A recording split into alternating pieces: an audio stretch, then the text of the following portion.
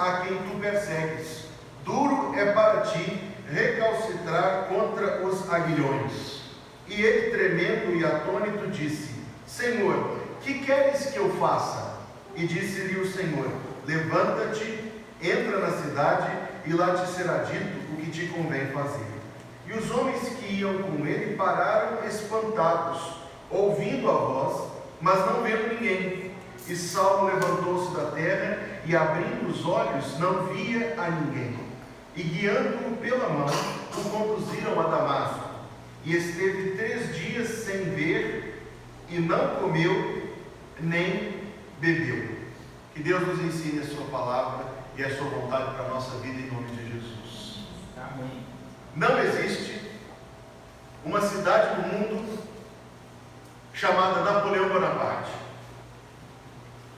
Não existe uma cidade no mundo chamada Júlio César. Não existe uma cidade no mundo chamada Getúlio Vargas. Não existe uma cidade no mundo chamada Juscelino Kubitschek. Existe?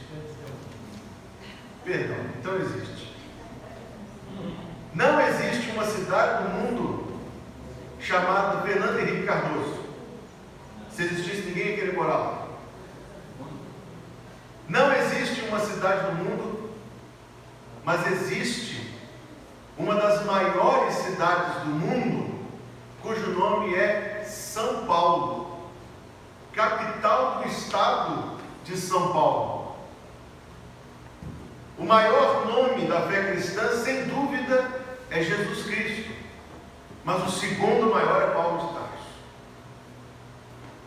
De tal maneira, Paulo é um homem importante, que a conversão de Paulo é considerada como uma das provas da ressurreição. Porque como faz sentido que um inimigo tão aguerrido se transformasse subitamente em servo tão dedicado? Os ateus são inimigos de Paulo. Há quem diga que Paulo nunca existiu, uma forja. No entanto, uma amiga do meu irmão esteve na Itália e visitou a igreja de São Paulo, fora dos muros. Próxima vez que for a Roma, não fique só comendo macarrão, vá lá também. E você verá que num ícone naquela igreja, num lugar de grande destaque, estão penduradas umas algemas de metal, que segundo uma tradição antiquíssima, foram as algemas que algemaram Paulo. Eu fiquei emocionado com o que eu falo. Os liberais do nosso tempo são inimigos de Paulo. Ninguém que defende a ordenação de mulheres pastoras consegue estar em amizade com o apóstolo Paulo. Ninguém que defende os modernismos do nosso tempo consegue estar de mãos dadas com o apóstolo Paulo. Os secularistas do nosso tempo são inimigos de Paulo. Um irmão de nossa igreja, há pouco tempo atrás, me trouxe uma cópia da revista Super Interessante. Quando eu era adolescente, eu adorava ler Super Interessante. Hoje eu acho ela super porcariante. Mas me trouxe uma cópia da revista Super Interessante com uma matéria sobre Paulo, onde dizia, e a pessoa que escreveu devia estar se achando o maior gênio, a última bolacha do deserto, escrevendo que Paulo não era convertido, Paulo era um falso crente, que tomou a fé cristã revolucionária e transformou em algo conservador. Ora, somente pode dizer isso aqueles que querem impor o seu próprio entendimento de cristianismo. E ainda disse isso se achando inteligente, repetindo uma bobagem que saiu da mente delirante de Frederico Nietzsche. Fato é, o principal nome da nossa fé é Jesus. E o segundo principal nome é Paulo de Tarso. O Novo Testamento tem 27 livros. Ele é o autor de 13, talvez 14 dos 27. Nós recorremos aos escritos de Paulo todo dia. Foi Paulo que escreveu: posso todas as coisas naquele que me fortalece. Foi Paulo que escreveu escreveu sobre a armadura de Deus. Foi Paulo que escreveu: se Deus é por nós, quem será contra nós? Foi Paulo que escreveu que Deus prova o seu próprio amor para conosco em que Cristo morreu por nós, sendo nós ainda pecadores. Paulo chegou a escrever coisas que entraram na linguagem popular. Você nunca ouviu alguém dizer que fulano está indo de mal a pior? A primeira vez que isso apareceu na literatura do mundo foi na segunda carta de Paulo a Timóteo. Ele escreveu de mal a pior. Paulo escreveu aquilo que o incrédulo Renato Russo cantava sobre o amor, que é fiel, que não se ira, que permanece para sempre. Nós estávamos no casamento ontem e ouvimos o dueto de uma música moderna, de pouco mais de 20 anos, escrita, no entanto, sobre imortais palavras. De quem? Paulo de Tarso. A igreja romana diz que Pedro é a pedra. A pedra é Jesus, mas se não fosse Jesus, seria Paulo. Quando nós queremos saber o que Deus pensa sobre um assunto, quando nós queremos saber o que Deus pensa sobre casamento, queremos saber o que Deus pensa sobre o uso do nosso dinheiro próprio, quando queremos saber o que Deus pensa sobre a igreja local, quando queremos entender o que Deus faz com pecadores em Cristo Jesus, quando queremos entender como será a volta do Senhor, quando queremos entender o Antigo Testamento, a quem nós recorremos? Paulo de Tarso, Paulo de Tarso, Paulo de Tarso, Paulo de Tarso. O principal nome da nossa fé é Jesus. O segundo é Paulo de Tarso. Por meio dele, Deus escreveu. A mente dele foi usada como instrumento da mente de Deus. O que Paulo fala é Deus que está falando. Ora, pastor, mas tem um texto lá que Paulo escreveu assim: isto digo eu e não o Senhor. Aí você vai ler 11 versículos depois e ele escreve assim: mas eu penso, uma estratégia de humildade pastoral, eu penso que eu também tenho o Espírito Santo. Direi de novo, para que fique muito estabelecida a minha introdução. O principal nome da fé cristã é Jesus. O segundo é Paulo. Nossa pregação nesta manhã, a impressionante conversão de Saulo de Tarso, é porque nós temos aqui 4 elementos que vamos destacar: a condição, o convencimento, a conversão e a comunhão, que se aplicam a cada um de nós, se somos salvos. É a forma como Deus salva as pessoas. Mas vamos destacar também pelo menos 2 elementos que são peculiares e que somente aconteceram com Paulo. Então, em primeiro lugar, a condição. Veja aí na sua Bíblia, verso 1. E Saulo, respirando ainda ameaças e mortes contra os discípulos do Senhor. A sua respiração tem 2 movimentos, minha irmã. Você inspira e expira. A palavra grega aqui traduzida como respirando significa inspirando.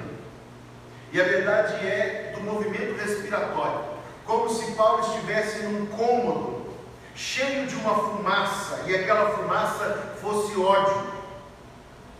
E ele respirava, ele puxava todo aquele ódio para dentro de si, e aquilo penetrava os seus alvéolos pulmonares, e dali passava pelo seu sangue, pelas hemácias, para cada órgão do seu corpo.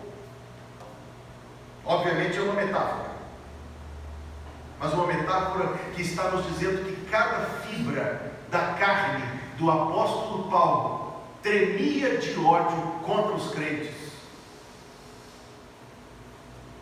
Quando eu li isso, e quando eu percebi a intensidade furiosa que nós estamos falando aqui, eu me perguntei, o que você talvez já se tenha perguntado, não sei de Paulo, mas de outra pessoa. Eu perguntei: por que um sentimento tão intenso? Porque às vezes a gente não gosta de uma coisa ou outra, não é verdade? Vermelho e amarelo passa, mas o verde não passa não. No entanto, eu não estou destruindo os pimentões verdes do sacolão. Eu não estou chutando a banqueta. Eu não estou colocando fogo no sacolão, porque eu não gosto de pimentão. E eu estou usando aqui um exemplo absolutamente pueril. Mas para que você perceba a minha pergunta: por que Paulo tinha tanto ódio pelos crentes? Por quê? A verdade, meus amados irmãos, não se restringe a Paulo. É uma verdade universal. As pessoas que não são salvas estão nas mãos de Satanás. Paulo estava nas mãos de Satanás. Você se lembra de Amã, que nos dias da rainha Esther tramou a morte dos judeus? Você nunca se perguntou por que Amã tinha tanto ódio pelos judeus? Por que ele tinha uma fúria tão intensa? Por que cada fibra do seu corpo tremia quando o judeu passava? Ora, nós sabemos, a aniquilação dos judeus era a aniquilação de quem? Do Salvador. A aniquilação dos judeus era fechar a porta pela mão do inferno, por onde viria o Filho de Deus para nos salvar. Então, o mesmo maligno que moveu o coração de Amã, movia o coração de Paulo. Movia o coração de Paulo a odiar, a matar. Ele respirava, ele inspirava ameaças e mortes contra o Senhor. Paulo escreveu isso no texto que está até aí no seu boletim. E vos vivificou, na parte onde está o resumo da pregação da manhã. E vos vivificou, estando vós mortos em ofensas e pecados, em que noutro tempo andastes, segundo o curso deste mundo. Veja, ele diz, segundo o príncipe da potestade do ar. Veja o que mais? Do Espírito que agora atua em quem? Nos filhos da desobediência, entre os quais todos nós também antes andávamos. E Paulo se coloca nisso. O que está dizendo Paulo que era? Ele estava dizendo que andava segundo o mundo, andava segundo o diabo, que era um filho da desobediência, que fazia a vontade da carne e dos pensamentos, e éramos, por natureza, filhos da ira, como os outros também. Condição é a nossa palavra desse primeiro ponto, porque qual é a condição espiritual daqueles que estão fora da fé salvadora? São movidos, manipulados pelo inimigo das almas, pelo ladrão, pelo mentiroso, pelo ceifador.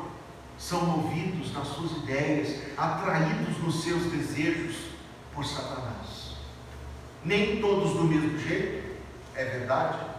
Nem todos de maneira tão perceptível, porque este homem que inspirava ódio era extremamente religioso. O texto que nós lemos da carta aos Filipenses diz isso. Ele era fariseu. Você sabe quantas vezes um fariseu que morava em Jerusalém ia ao templo por dia para orar? 9 vezes. 9 vezes por dia. Ele deixava o que estava fazendo e ia ao templo para orar. Era religioso, era honesto, à risca, responsável, zeloso, civilizado, educado, falava vários idiomas. Havia 3 grandes universidades no mundo naquele tempo. Uma ficava em Atenas, outra ficava em Alexandria, e a terceira, que disputava com Alexandria pescoço a pescoço, ficava em Tarso. Qual é a maior universidade do mundo hoje? Harvard, Yale, Princeton. A UFMG é a 10ª universidade do mundo. Sinto orgulho disso.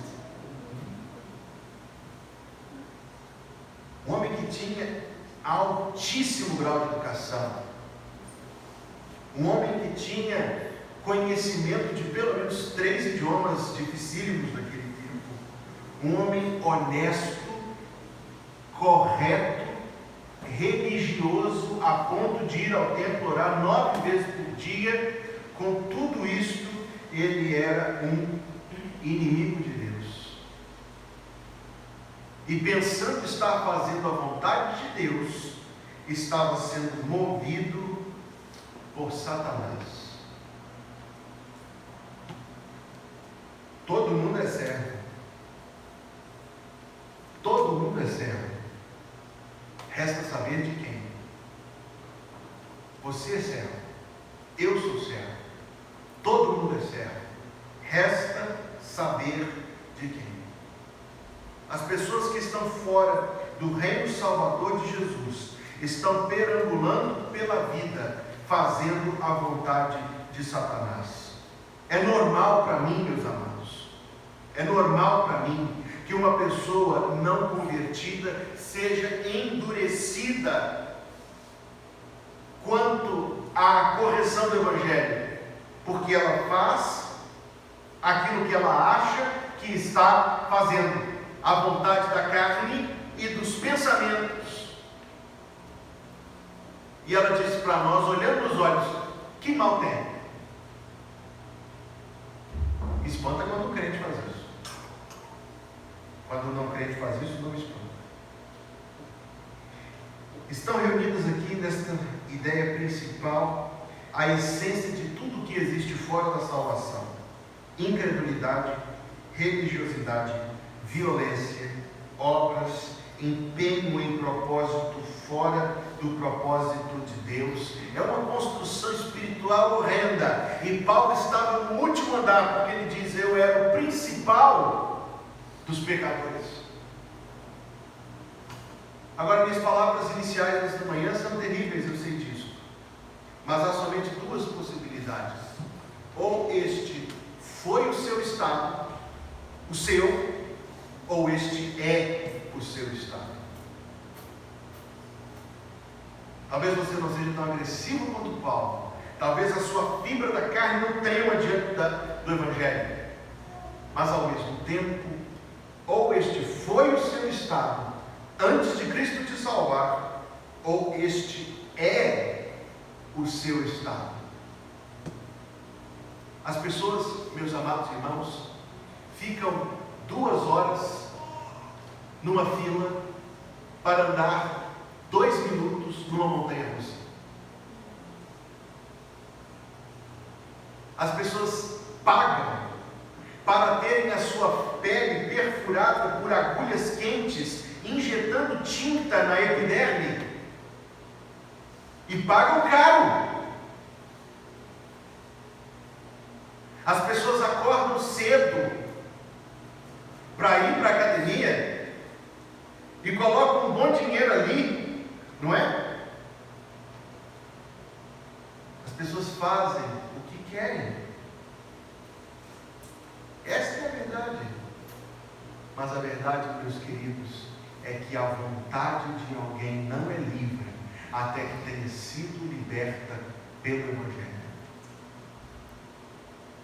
O ímpio não salvo pode escolher qual pecado fazer, mas não pode escolher não pecar.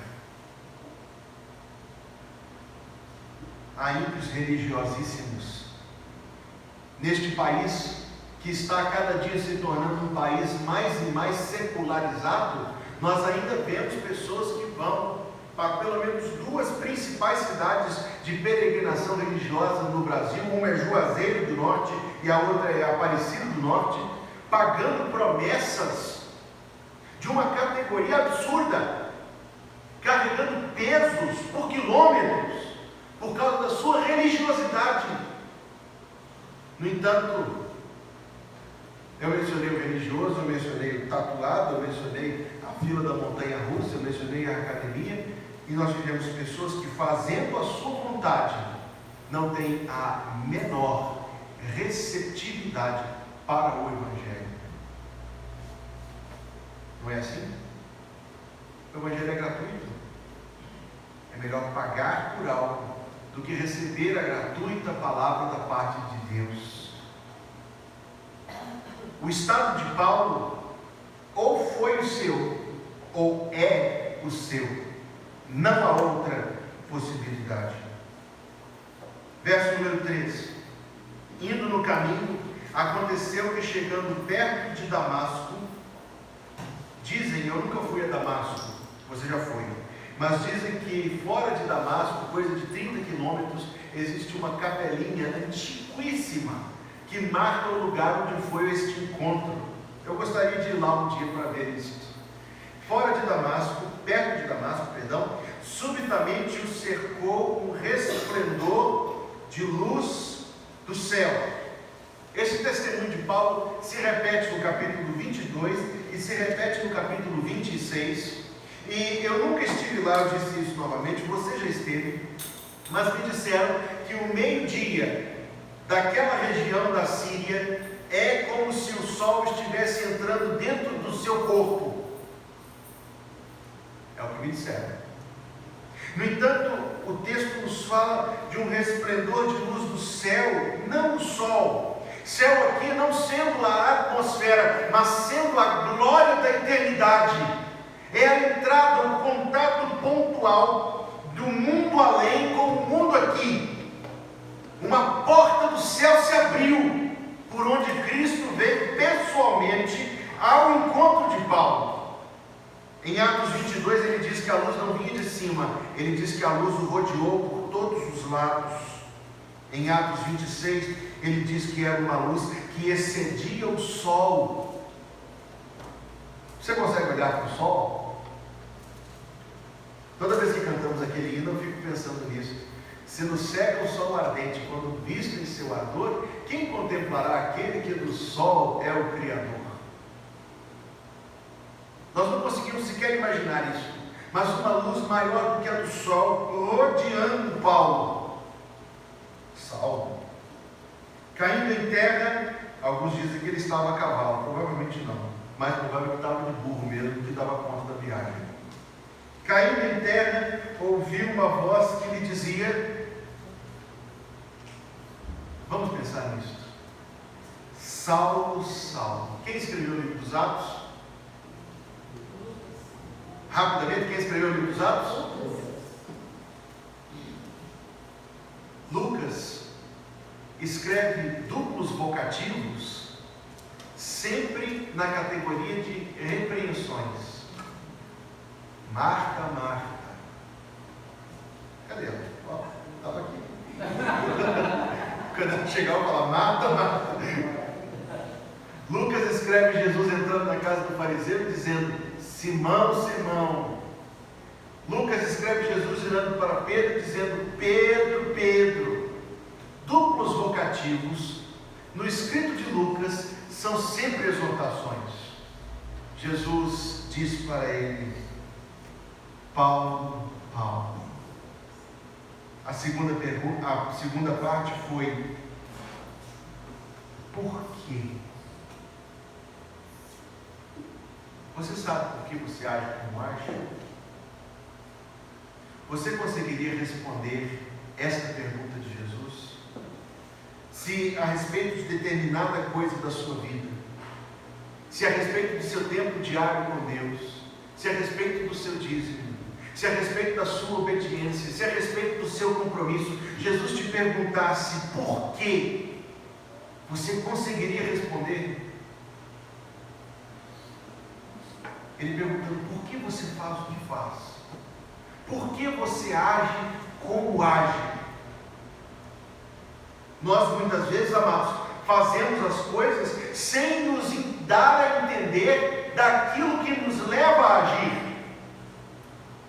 Uma vez um parente meu contou uma piada, e um dos personagens da piada, veja que coisa absurda, um dos personagens da piada era o primogênito de toda a criação, o autor e consumador da fé, o Rei dos Reis, Senhor dos Senhores, Jesus Cristo.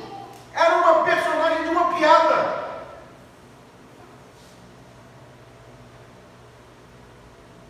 E há crentes que contem esse tipo de piada. Arrependa-se. Quando eu fiquei cego, ele olhou para mim, porque a pessoa que conta piada imagina que a outra vai rir, né? E eu disse para ele: isso para mim não é assunto de piada, não. E ele disse para mim: mas Deus sabe porque. Deus sabe que eu não sou desrespeitoso. Deus sabe que eu estou somente contando uma piada. Deus sabe por quê. Acho que a expressão foi essa. Deus sabe por que eu estou contando assim. Eu respondi: será que você sabe por quê? Será que você sabe que não conhece a Jesus Cristo? Será que você sabe que está debaixo de condenação? Será que você sabe que precisa se arrepender, se converter?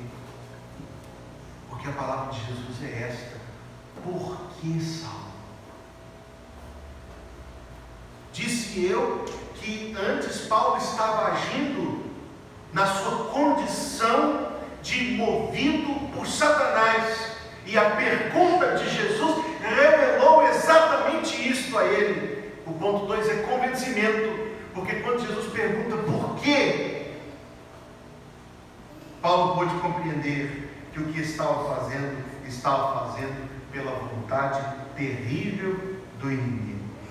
Ele diz: por que me persegues?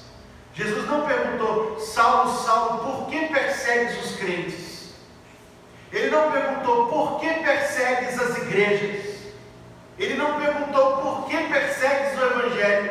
Ele perguntou: por que me persegues? Jesus disse para Paulo: a igreja sou eu. Este povo que você persegue sou eu. Ninguém, meus amados, ama Jesus mais do que ama a igreja de Jesus. Ninguém tem mais respeito por Jesus do que tem pela igreja de Jesus. As pessoas têm para com Cristo a mesmíssima atitude que tem para com as igrejas locais do Senhor. Eu sou crente, mas eu não vou à igreja. Eu sou crente, mas eu falo mal de igreja. Eu sou crente, mas eu acho que a igreja é um problema, é um mal necessário. Se dependesse de mim, é como se alguém me dissesse assim: pastor Hugo, eu gosto tanto do senhor, eu quero muito ser seu amigo, mas essa Ana Luísa. E eu diria: pronto, Ana Luísa é o que existe de melhor em mim. É a melhor metade. Ana Luísa, se você não gosta dela, você vai me detestar, porque eu sou apaixonado por Ana Luísa. Falo de Ana Luísa o dia inteiro. As pessoas tratam a igreja do jeito que tratam Jesus. E se nós vivemos um tempo em que as pessoas não dão bola para a igreja, não dariam bola para Jesus. As pessoas não querem se levantar e sair de casa para ir a uma igreja, não iriam ouvi-lo. O que ele disse para Paulo? Por que me persegues? Eu tenho certeza que aqueles crentes tinham pecados, defeitos. Tenho certeza que a igreja deles era imperfeita e que se algum dos críticos do nosso tempo pudesse voltar para as igrejas que Paulo perseguia, ele ia entrar e falar assim: mas é isso aqui? Essa coisa chifre? Iam pôr defeito uns nos outros e tudo mais. Iam fazer com as igrejas daqueles dias o que fazem com as igrejas hoje. Tais pessoas se escondem atrás das suas desculpas para revelar o que verdadeiramente existe dentro do seu coração: desprezo pela igreja de Deus. Jesus diz: por que me persegues? Ele se une, ele se identifica com este povo de maneira tal que é impossível separar um do outro.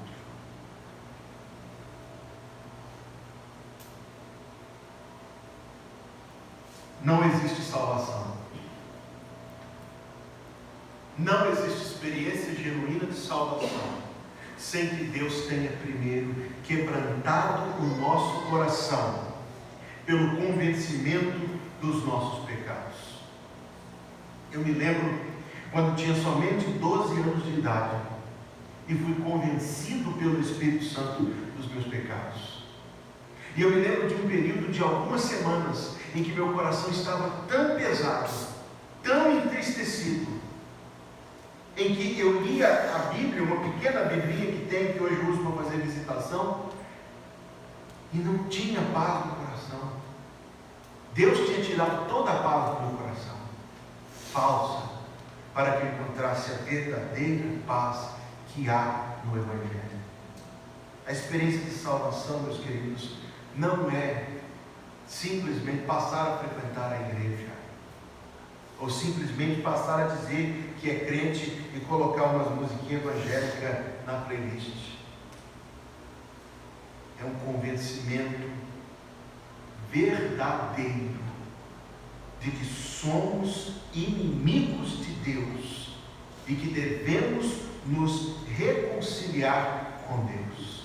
Inimigos de Deus não são os políticos de Brasília, ou pelo menos não eles só.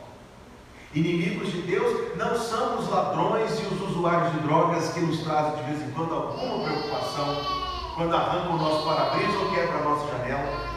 Inimigos de Deus são todos, até que se reconciliem com Deus por meio de Jesus. Isto, meus amados, é indispensável. Quando Ele vier, disse Jesus, convencerá do pecado, da justiça e do juízo. Quando eu pergunto a você e peço que me conte a sua história de salvação, eu não estou apenas querendo render papo, não. Eu estou querendo ouvir algumas coisas específicas. Eu estou querendo ouvir o momento em que Deus quebrantou o seu coração, a circunstância em que o Evangelho trouxe vida à sua alma. Eu estou, quando peço a alguém que me conte a sua história de salvação, querendo ouvir a pessoa dizer que preço ela teve que pagar, que mudança aconteceu na sua vida. De vez em quando eu fico tão decepcionado, que escuto assim um anúncio da Avon, que a igreja é muito boa, estou cheio de amigos, e hoje eu tenho uma alegria tão grande,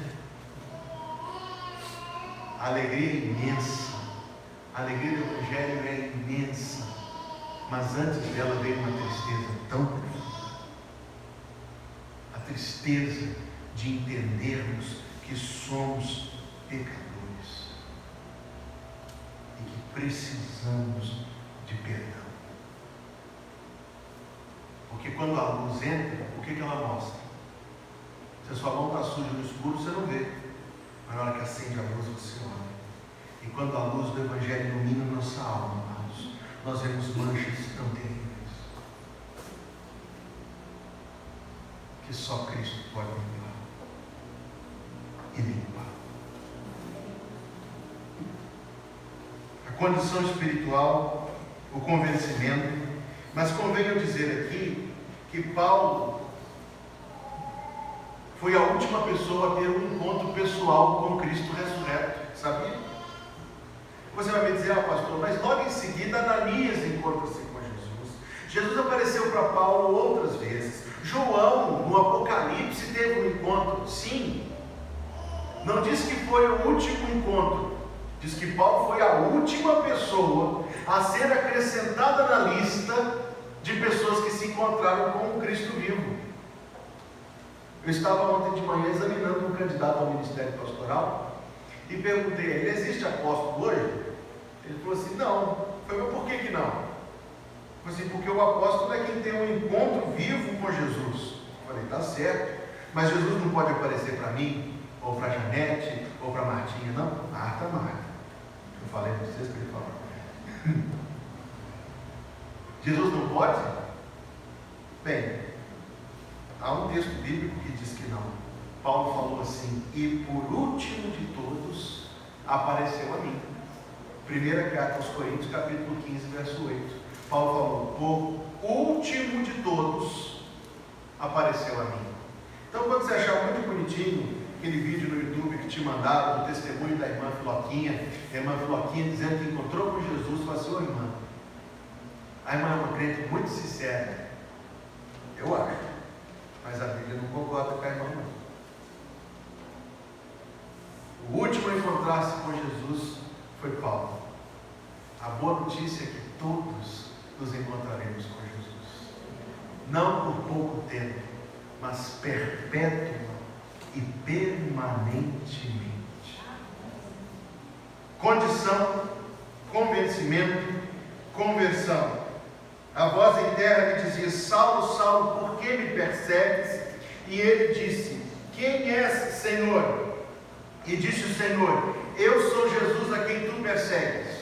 A tradução que eu estou fazendo uso diz em seguida: Duro é para ti recalcitrar contra os aguilhões. Mas pastor, isso aqui não tem na minha Bíblia não. Está lá, e eu não vou me deter nisso, mas depois consulte Atos 26, 14, e você vai encontrar esta cláusula. E ele, tremendo e atônito, disse: Senhor, o que queres que eu faça? Ué, pastor, isso também não está na minha Bíblia. Consulte Atos 22, 10, você verá que isso está presente, constante na Escritura Sagrada. Mas agora que eu expliquei, eu quero me ater às palavras. Quem é, Senhor? E disse o Senhor: Eu sou Jesus. Quantos anos antes Paulo passou dizendo: Jesus morreu, eles jogaram o corpo no mar, o peixe comeu. Então ele encontra com a luz radiante ao seu redor, dizendo: Eu sou Jesus. Meus amados, ninguém pode ter este encontro pessoal com Cristo depois de Paulo, não. Mas cada pessoa salva pode dizer com todo o seu coração: Eu conheço Jesus. Jesus Cristo, Filho de Deus, o primogênito de toda a criação, o alfa e o ômega, o primeiro e o último, o princípio e o fim, não é um personagem literário, não para nós, não é um nome histórico, não para nós, é alguém a quem conhecemos. Você não pode dizer isso no seu coração? Você o conhece? Você não pode dizer que conhece? Eu posso dizer que o conheço pela fé, porque, meus amados e queridos irmãos, a conversão requer duas coisas que veremos aqui. Uma delas é a fé, a outra é o arrependimento. Pela fé eu digo: eu conheço Jesus. Essa expressão que Jesus usa é fascinante. Eu sou Jesus a quem tu persegues. Duro é para ti recalcitrar contra os aguilhões. E no português tão atualizado quanto esse, sequer precisa explicar para os irmãos o que essas palavras significam. Recalcitrar, insistir, dar conta, relutar. Aguilhões eram instrumentos de cutucar a cavalgadura para que o animal fosse mais rápido. Então o que Jesus estava dizendo? Que Paulo estava relutando contra as esporas? Jesus estava dizendo que o Espírito Santo estava dando esporadas no seu coração. Enquanto ele estava assistindo Estevão morrer debaixo de pedradas, os olhos brilhando de glória e dizendo: Eu estou vendo Jesus, o coração de Paulo foi cutucado pelo Espírito Santo. E ele pensou: que reação! Eu nunca vi ninguém morrer debaixo de pedrada assim. A cada crente que Paulo algemava, arrastava, trazia, e que ele punha na cela, e o crente de madrugada, como ele próprio Paulo fez depois, cantava. O cântico era uma cutucada do Espírito Santo do seu coração, dizendo da veracidade da fé daquele povo. A cada irmão e irmã que ele matou, que morreu feliz, esperançoso. Mas não é verdade que o Espírito Santo cutuca o nosso coração também? Nós também levamos aguilhoadas. Deus faz isso conosco porque nos ama. O pastor pregou e falou sobre algo que diz respeito à sua vida, sem que o pastor sequer saber de tal coisa na sua vida. É uma aguilhoada. Você está ouvindo a mensagem e Deus está dirigindo o seu pensamento sobre algo em sua vida que precisa mudar. A aguilhoada. Sabe o que Jesus diz para você também? Duro é para ti recalcitrar contra os aguilhões. Por que você insistiria contra a chamada graciosa de Deus? É pela fé que nós respondemos. Senhor, eu não sei como eu vou começar a frequentar o culto de quarta-feira. Não faz nenhum sentido na minha agenda fazer isso. Faça pela fé. Senhor, no meu orçamento mensal não cabe dízimo, eu tenho que pagar o Netflix. Faça pela fé. Senhor, eu acho tão difícil vir ao culto da manhã, eu gosto de dormir até tarde. Faça pela fé. Senhor, é tão difícil para mim dizer não a esta pessoa. Diga pela fé. Senhor, é tão difícil para mim falar de Jesus a quem não é crente. Fale pela fé. As aguilhoadas são a forma como Deus nos chama a crer e a consagrar a nossa vida à fé salvadora. Então Paulo, tremendo e atônito, verso 6, disse: Senhor, que queres que eu faça? E esta resposta figura muito bem o que é o verdadeiro arrependimento do salvo. Porque eu não posso negar ao Filho de Deus nada. Minha submissão a Ele tem de ser completa. Salvos insubmissos ou serão disciplinados ou não são salvos. O pai que seja um homem de Deus não aceitará a indisciplina dos seus filhos dentro de casa. Deus aceitará?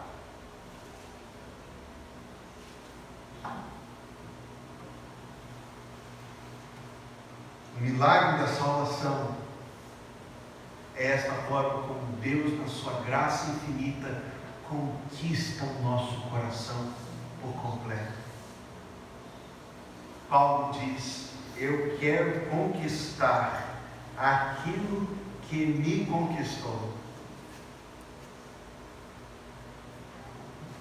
Deus nos chama e toma por completo.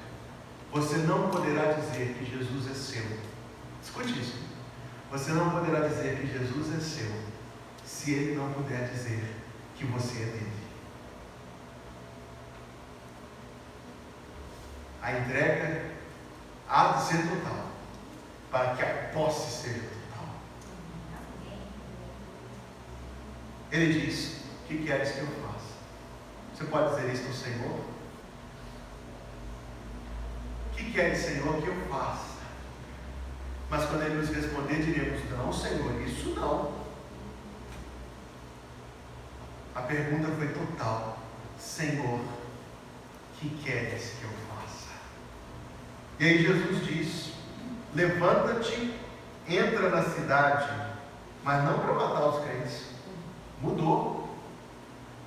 Você acha que ele entrou com as cartas do sumo sacerdote para poder pegar os crentes, aprisionar e levar a Jerusalém? Tenho certeza que não. Eu acho que ele deve ter procurado a primeira pira que encontrou e pegou as cartas e rasgou e queimou. Assim como se somos salvos, assim como quando somos salvos, toda a nossa aliança com a nossa vida anterior vai ser completamente rasgada e queimada. Verso 7 diz que os homens que iam com ele pararam espantados, ouvindo a voz, mas não vendo ninguém. Eu disse que havia duas coisas.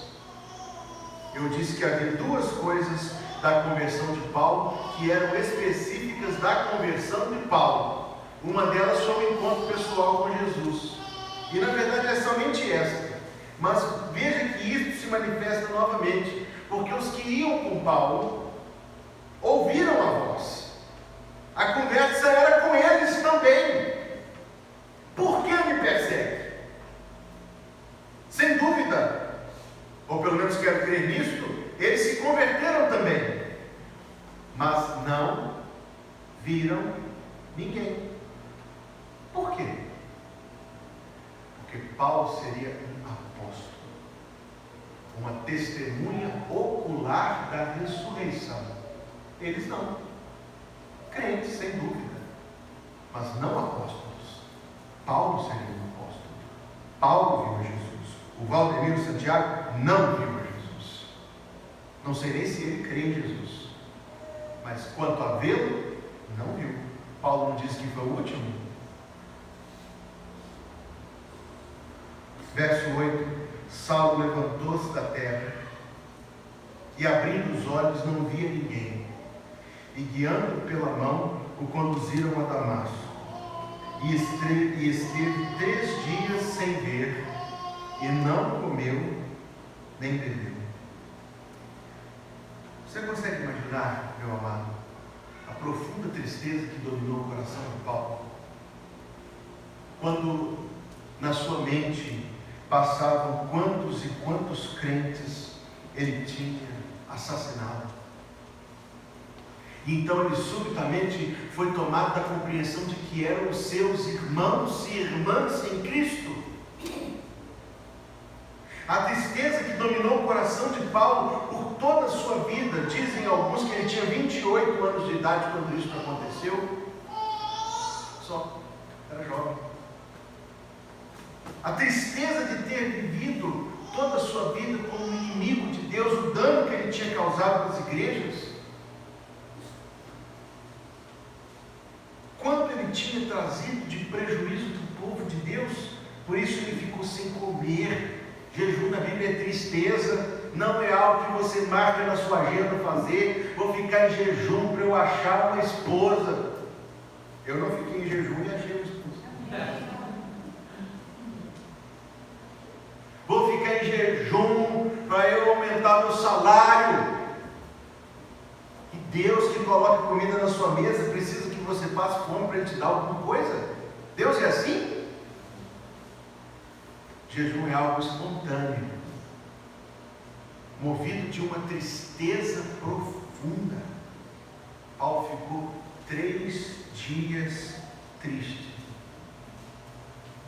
mas também ficou 3 dias consolado, porque o verso número 11 diz: Disse o Senhor a Ananias: Levanta, vai à rua chamada direita e pergunta em casa de Judas por um homem de Tarso chamado Saulo, pois eis que ele está orando.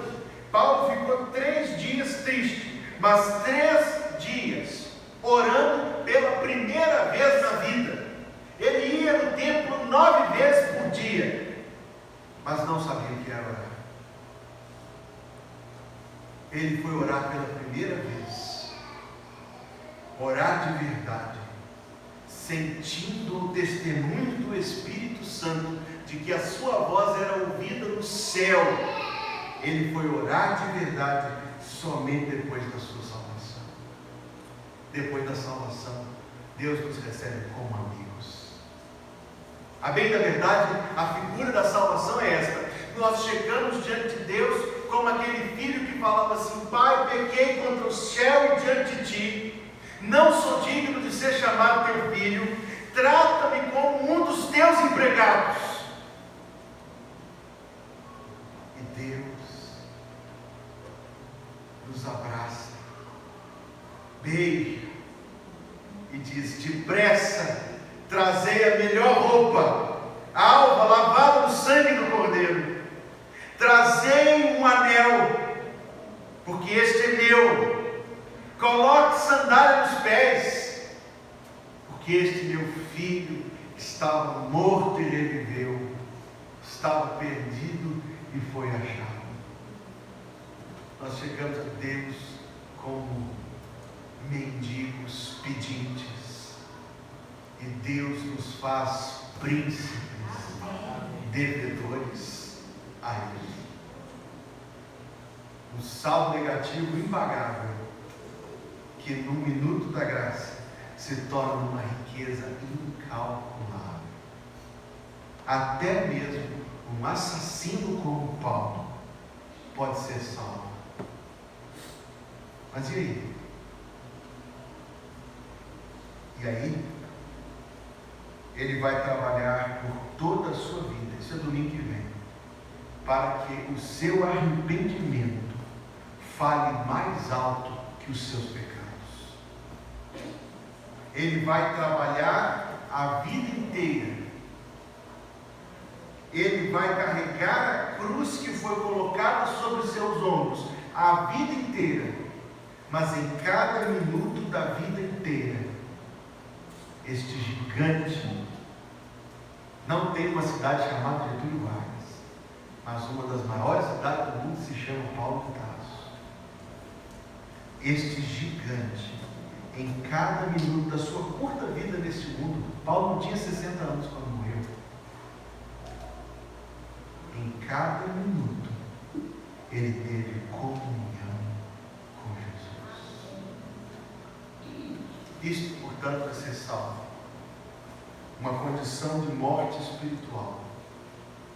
Deus nos convence, Deus nos converte com fé e arrependimento, e então nós passamos a ter genuína, verdadeira comunhão com Deus. Você tem tristeza nesse mundo? Você tem tristeza nesse mundo? Eu também tenho. Mas eu e você, enquanto caminhamos tristes aqui, temos comunhão com Jesus. E um dia a tristeza vai passar, mas a comunhão com Jesus não vai passar. Coloque-se em pé. Hino 303, amor a Jesus. Jesus, sempre te amo, porque sei que és meu. A ti toda honra e louvores dou eu, meu mestre divino, meu amo, meu rei. A ti, ó meu Cristo, me submeterei. Faça deste hino a sua oração em resposta à palavra de Deus.